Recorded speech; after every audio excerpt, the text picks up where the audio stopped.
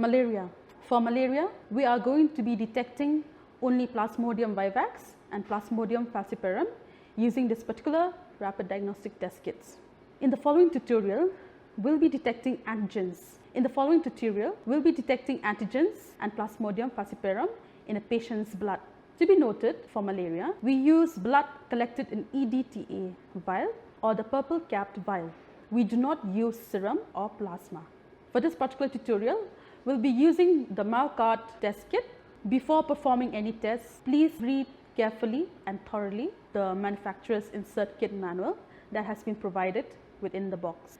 With the help of a plastic pipette provided in the box, we will take out 4 microliter of blood and add into sample test window of the test kit.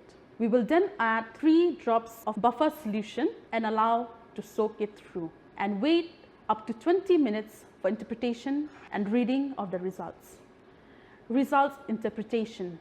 For valid tests, a colored line has to appear in the control region. If there is appearance of no colored line at the control region, means that the test is invalid and should be repeated with a new test kit from the same box or from a different box using the same sample.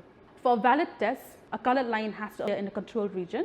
If the test is negative, only one line will be seen, that is at the control region. If the test is positive, either 2 or 3 lines will appear. If the test is positive for Plasmodium vivax, malaria, then the line will appear at both the control region and at the area denoted by the letter V. If the sample is positive for Plasmodium falciparum, malaria, then the test kit will show 2 lines, that is at the control region and at the area denoted by the letter F.